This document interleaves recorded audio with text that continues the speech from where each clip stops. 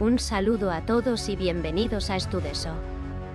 Hoy os contamos la historia del imperialismo, el proceso que cambió el equilibrio del mundo para siempre, y que te sorprenderá por su ambición.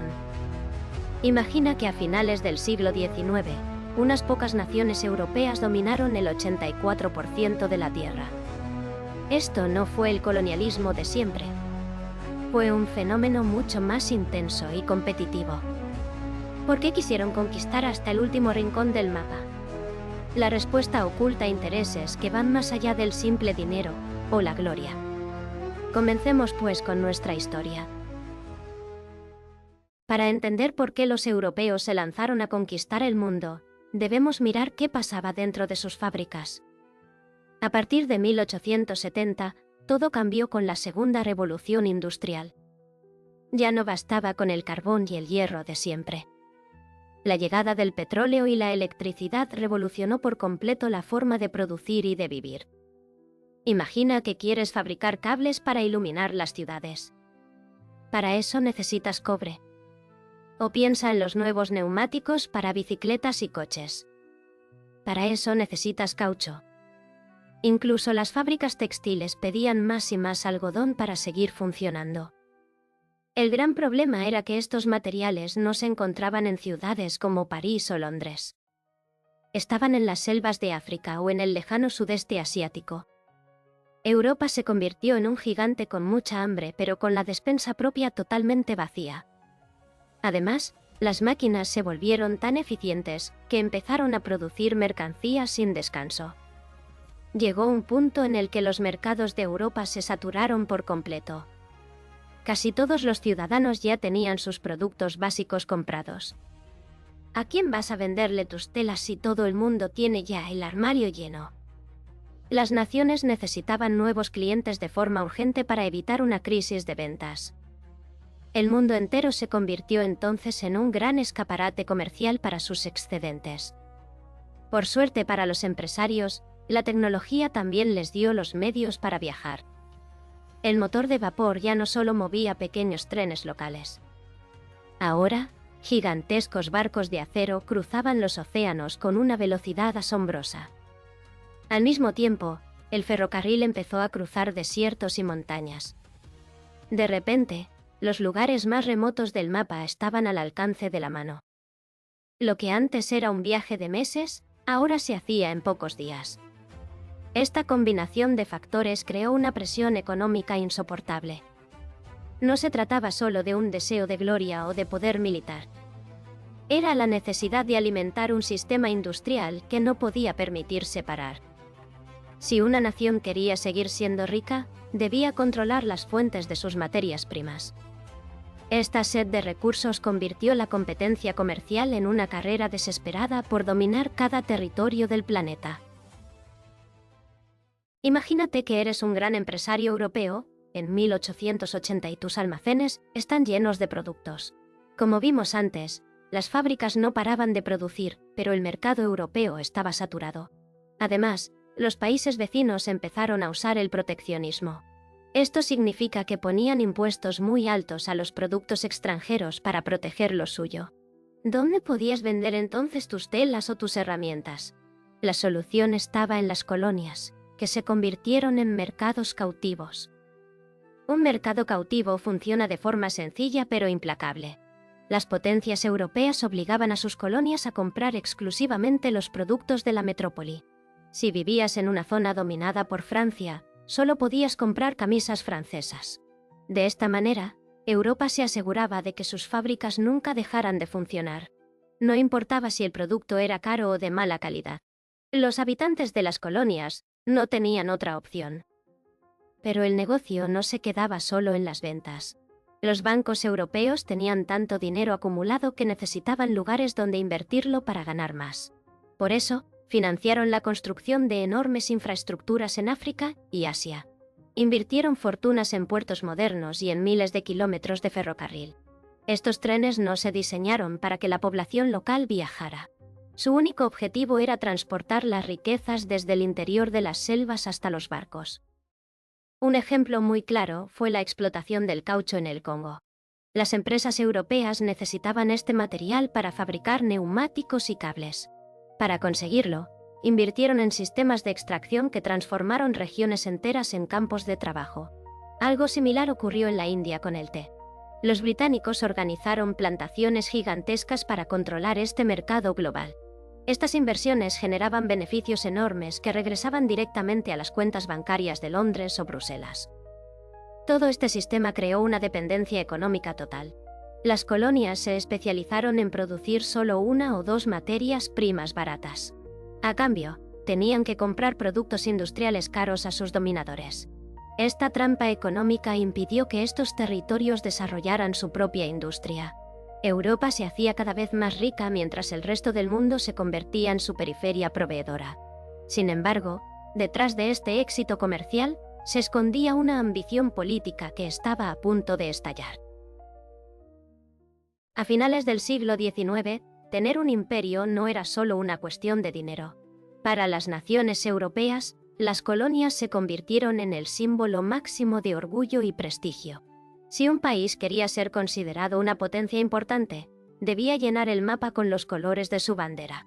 Imagina que el mundo era un tablero de ajedrez gigante, donde cada territorio conquistado servía para intimidar al rival. Este deseo de destacar fue especialmente fuerte en países como Alemania e Italia. Como eran naciones muy jóvenes que acababan de unirse, sentían que habían llegado tarde al reparto del pastel mundial. Para sus gobernantes, conseguir tierras en África o Asia era la forma de gritar al resto que ya eran adultos poderosos. Alemania no quería conformarse con las sobras y su agresividad diplomática empezó a poner nerviosos a todos sus vecinos. Francia también tenía sus propios motivos para lanzarse a la aventura colonial. Tras perder una guerra contra los alemanes en 1870, el orgullo francés estaba por los suelos. Al conquistar nuevos territorios, los políticos franceses sentían que recuperaban su honor y su estatus frente al mundo. En este contexto, la expansión no buscaba solo oro o materias primas. Se trataba de demostrar que tu nación seguía siendo fuerte y capaz de dominar grandes extensiones. Pero no todo era una cuestión de ego nacional. Existía un componente estratégico militar que era vital para la supervivencia. No servía de nada tener los barcos más rápidos si no tenías puertos amigos donde cargar carbón durante los viajes largos. ¿Qué pasaba si tu flota se quedaba sin combustible en mitad del océano? Por eso, controlar islas pequeñas o puntos estrechos como el Canal de Suez se volvió una obsesión. Estos lugares estratégicos funcionaban como las gasolineras del mundo moderno. Quien controlaba estos puntos, controlaba las rutas por donde circulaba la riqueza del planeta. Si Gran Bretaña o Francia dominaban un puerto clave, podían bloquear el paso a sus enemigos en caso de conflicto. La seguridad militar se mezcló así con la ambición política en una mezcla muy peligrosa. Esta competencia generó una reacción en cadena que nadie podía detener. Si tu rival ocupaba un territorio, tú te sentías obligado a tomar el de al lado por pura precaución. ¿A quién le pertenecería el próximo puerto importante? El miedo a quedar en desventaja rompió el equilibrio de paz que había existido en Europa. Lo que empezó como una búsqueda de prestigio, terminó creando una rivalidad explosiva que marcaría el destino del siglo XX. Para que un imperio funcionara de verdad, no bastaba con tener barcos potentes. Aquellos gigantes de acero se movían con carbón, y necesitaban llenar sus calderas cada pocos días. Si tu nación no controlaba puertos en el camino, tus barcos quedaban parados en mitad del océano. Por eso, la geografía se convirtió en la gran obsesión de los generales y gobernantes de la época. En 1869 se inauguró una obra de ingeniería que cambió el mapa del mundo para siempre, el Canal de Suez. Antes de este hito, si querías ir de Londres a la India por mar, tenías que bordear todo el continente africano. Era un viaje eterno, costoso y lleno de peligros constantes. Gracias a esta nueva ruta, los barcos cruzaban directamente desde el mar Mediterráneo hasta el Mar Rojo. El viaje se acortó en unos 7.000 kilómetros de distancia. Para el Imperio Británico, Egipto dejó de ser un simple lugar exótico para convertirse en una pieza clave de su seguridad nacional. ¿Cómo podían permitir que otra potencia rival controlara ese atajo tan valioso? Quien dominaba Suez tenía en sus manos la llave del comercio con todo el continente asiático. Por este motivo, los británicos acabaron ocupando militarmente Egipto para vigilar el canal durante las 24 horas del día. Mientras tanto, en el corazón de Asia Central se jugaba otra partida diplomática muy distinta. Los historiadores de la época llamaron a este conflicto silencioso el Gran Juego. Se trataba de una especie de guerra fría entre el Imperio Británico y el Imperio Ruso.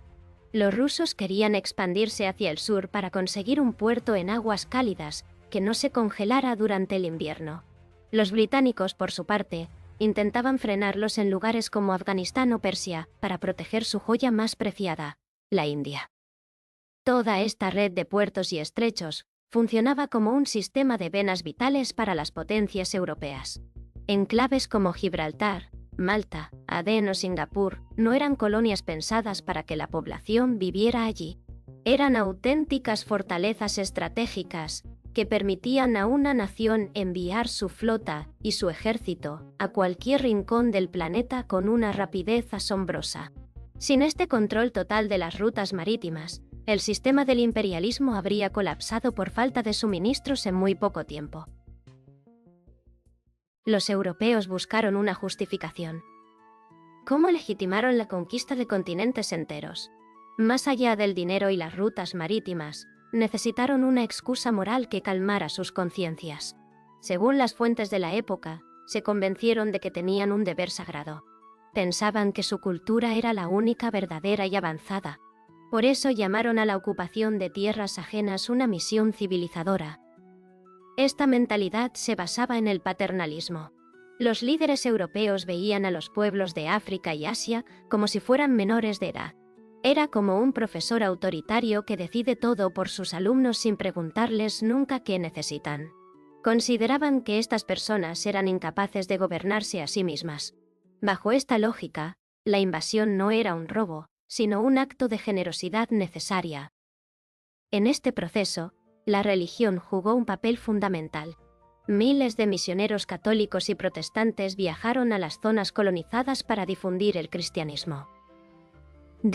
No solo llevaban Biblias, sino también la lengua y las costumbres de sus países de origen.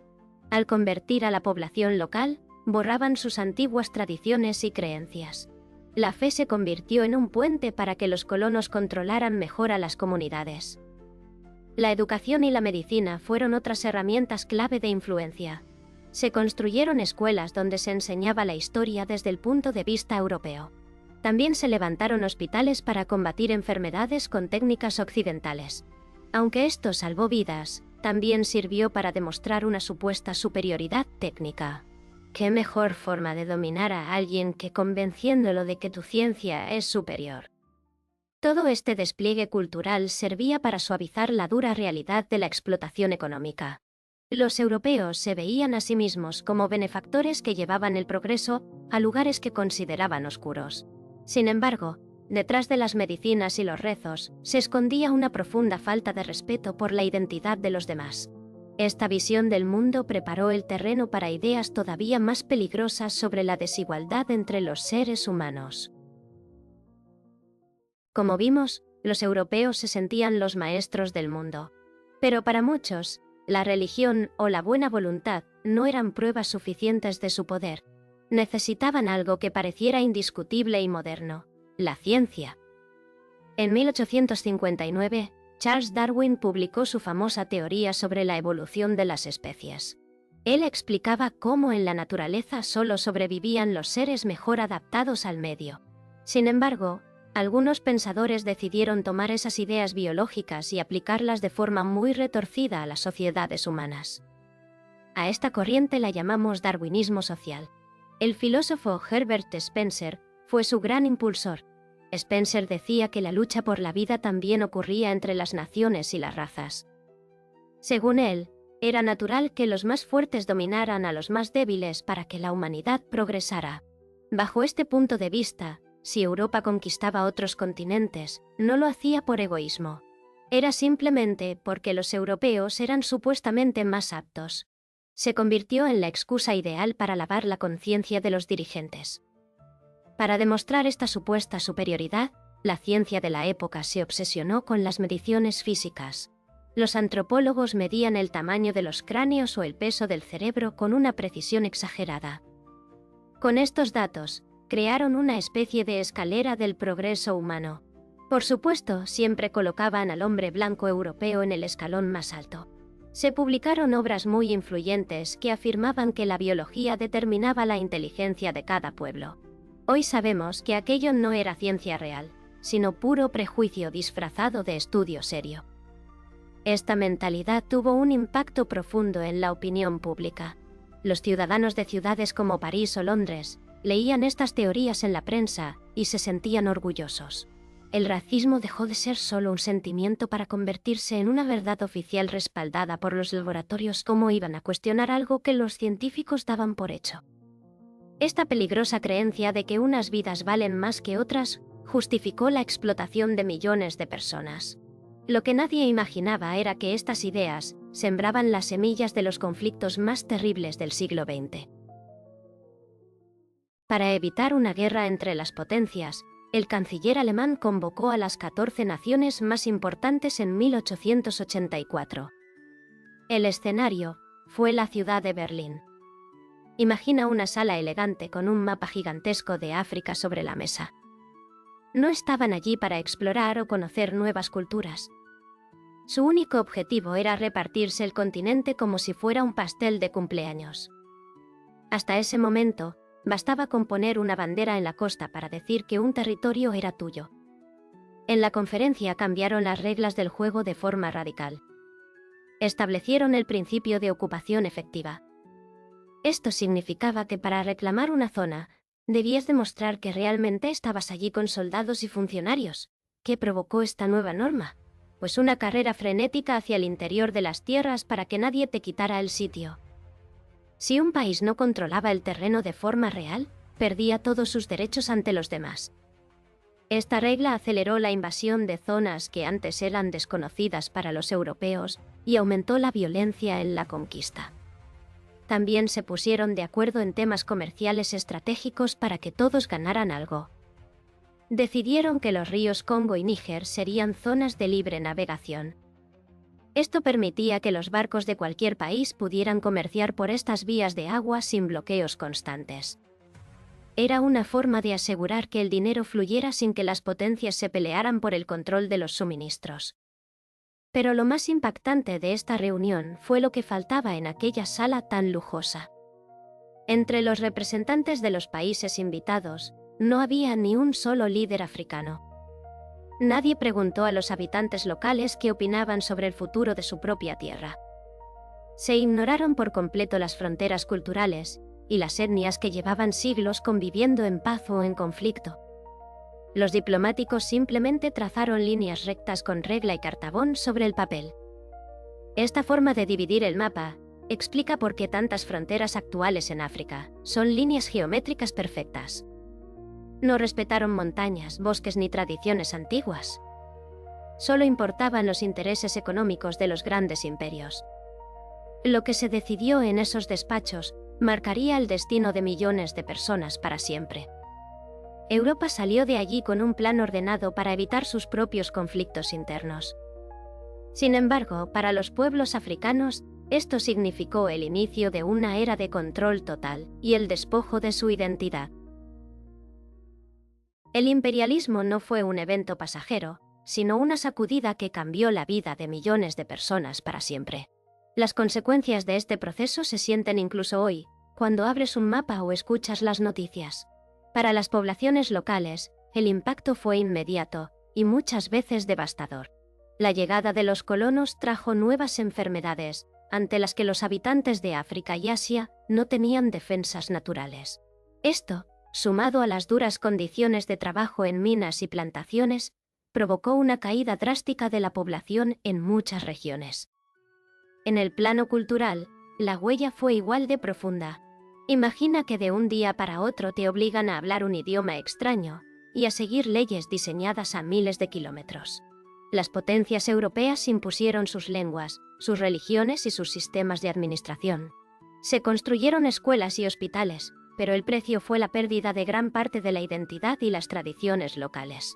Si hoy se habla francés, inglés o portugués en tantos países fuera de Europa, es por este legado colonial. Pero quizás la consecuencia más explosiva la encontramos en las fronteras. Como ya sabes, los diplomáticos trazaron líneas rectas sobre el papel sin conocer el terreno real.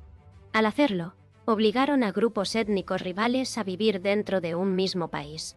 Al mismo tiempo, separaron a familias y comunidades que llevaban siglos unidas. Este reparto artificial es la causa directa de muchas guerras civiles y tensiones que todavía vemos en el siglo XXI. Para entender el mundo actual, debemos conectar todas las piezas de esta historia. Todo comenzó con las fábricas de la Revolución Industrial que necesitaban materias primas de forma desesperada. Ese motor económico se mezcló con el deseo de prestigio político de los gobiernos y las peligrosas ideas de superioridad racial. El resultado fue un sistema global donde unos pocos países controlaban la riqueza y el destino de casi todo el planeta. El imperialismo transformó economías y sociedades de manera irreversible. Creó infraestructuras como trenes y puertos, pero lo hizo para extraer recursos, no para desarrollar a los pueblos locales. Comprender este pasado es fundamental para analizar con ojo crítico los desafíos que enfrentamos hoy en día. Al final, la historia no se trata solo de fechas, sino de entender cómo las decisiones de ayer siguen moldeando nuestra realidad. El imperialismo no es solo un tema de examen. Es la base necesaria para entender por qué nuestro mundo actual es tan desigual y diverso. Comprender estas raíces históricas te permite analizar el presente con ojos mucho más críticos. Te invito a repasar los mapas conceptuales del vídeo para conectar de forma clara todos los puntos clave. Muchas gracias por acompañarme en este recorrido por el siglo XIX.